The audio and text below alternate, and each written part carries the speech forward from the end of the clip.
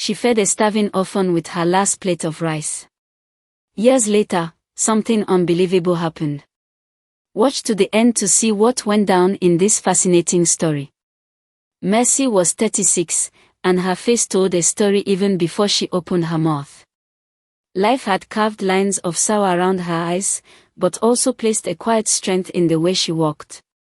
She lived in Aba, a noisy and busy city in the southeast, in a cramped room at the back of a compound. The walls were thin, the ceiling leaked when it rained, and the mosquitoes never rested, but it was all she could afford. Messi had once dreamed of becoming a school teacher. But life, as it often does, chose a different path for her.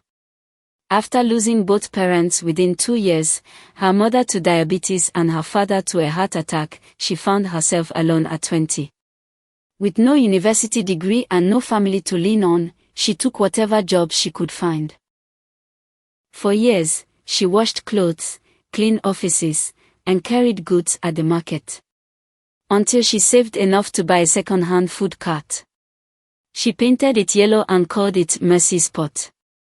Every morning by 5 a.m., she was already peeling yams, boiling rice, frying plantain, and preparing stew. By 10 a.m., she would push the heavy cart through the bumpy roads to a busy corner near the bus park. Her food was simple but filling. And her smile? It was the kind that made even tired Okada riders pause for a second. She always wore a clean gown, tied her apron tightly, and carried herself with dignity. Even though rent was always overdue and sometimes she had to skip dinner, she never let it show. Then one burning afternoon, as she wiped sweat from her face with her handkerchief, she saw him. A boy. Thin. Dusty. Not more than 8 or 9 years old. He wore slippers that had long lost their straps and a shirt too big for his small body. He sat near the gutter, not begging, just watching every movement she made with tired eyes full of silent hunger. Messi's chest tightened. She scooped rice and beans, added a small piece of fried meat, and walked over to him. "Are you hungry, my son?" she asked gently. He nodded. She placed the plate on the floor beside him. "Eat. And if you come tomorrow, I'll have more for you." He whispered, "Thank you," then ate slowly, savoring every grain like someone who hadn't tasted food in days. Some mocked her. "You don't even know his name. What if he's a thief in disguise?" She just smiled. "I feed him because I was once like him. Hungry. Alone and forgotten." Every afternoon like clockwork, Ebuka would come. He never smiled much, never spoke more than a word or two. He simply sat at the same spot by the gutter with his small arms wrapped around his knees, waiting. Messi always noticed him even before the others did. Her eyes would soften, and she would quietly dish out a plate, sometimes rice and beans, sometimes yam porridge or jollof. He never said where he came from, who his parents were, or where he slept at night. One evening, after the market had closed and the sun was giving way to dusk, she packed up her cart slowly and noticed the boy still sitting there. She walked over.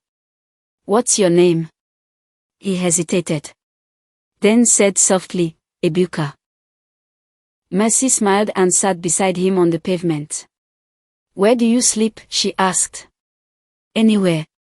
Sometimes behind that kiosk," he pointed. She looked at him, heart aching. "Why don't you go home?" "I don't have one." The words hit her like cold water. She reached into her bag, brought out a clean sachet of water, and handed it to him. "Tomorrow, come early. I'll have more for you." He nodded, eyes lowering. One day, she asked him gently, "Why don't you talk much?" He shrugged. "People listen only when you have money or power. I have neither."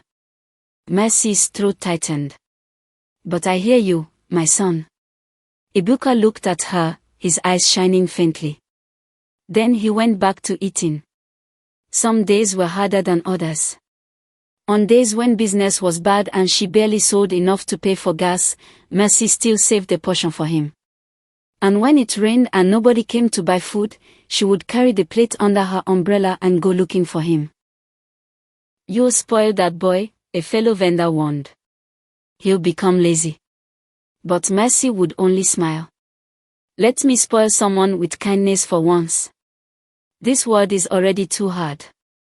Messi once followed him quietly from a distance after closing her food stall. He walked for nearly an hour before turning into an abandoned shed behind a broken fence. That was where he slept, on a piece of cardboard, curled up like a small animal. Messi could not take it anymore. Every night, she thought about Ebuka shivering alone on that piece of cardboard in the shed. One evening, after she handed him his usual plate, she sat beside him and said, "Ebuka, I want you to come and live with me." He looked up, confused. "But where?" "In my room. It's small, but there's space on the mat for two." He stared at her for a long time, unsure if she was serious. Then he whispered, "Are you sure?" Messi nodded. "I can't let you stay here. It's not safe. From today, you'll be my child." And just like that, Ebuka moved in. Her neighbors talked. Some said she was foolish. "You can barely feed yourself," they said. "Now you want to feed another mouth?" But Messi didn't care. She started waking up earlier to cook enough food. She took Ebuka to the nearby public school and begged the principal to accept him. She paid the registration fee with money meant for her rent. She bought his books secondhand. When he needed a uniform, she borrowed a sewing machine and stitched one herself with leftover fabric. Ebuka was shy at first. But Messi pushed him. "Go to school. Learn. Don't waste this chance." He listened. Years passed. Ebuka grew slowly. His shoulders broadened. His eyes grew sharper. By the time he turned 13, he started helping Messi wash the food cart. He helped her at the food stall every evening and read his school books under the lantern light every night. He always called her Mama Messi. "Don't worry, Mama Messi," he said one day. "One day, I'll take care of you too." She laughed. "Just finish your plate and go do your homework, Ebuka." But deep down, something in his words stayed with her, like a promise made by a child who had already seen too much pain. Messi never expected anything in return. Then one day, when he was in senior secondary 2, he came home waving a piece of paper. "I got it," he screamed. "I got the scholarship." It was from a tech non-profit offering full scholarships to bright students from poor backgrounds who wanted to study computer science. It covered tuition, housing, even a laptop. Messi fell to her knees and cried. Her sacrifice had grown roots. And now, the boy from the gutter was rising. The scholarship sent Ebuka to Lagos. The farewell was bittersweet. Messi packed his things in a nylon bag, added her last 2,000 Nigerian nairas note inside his Bible, and cooked his favorite meal, rice and peppered stew with fried plantain. As he boarded the bus, she held his hand and whispered, "Don't forget who you are.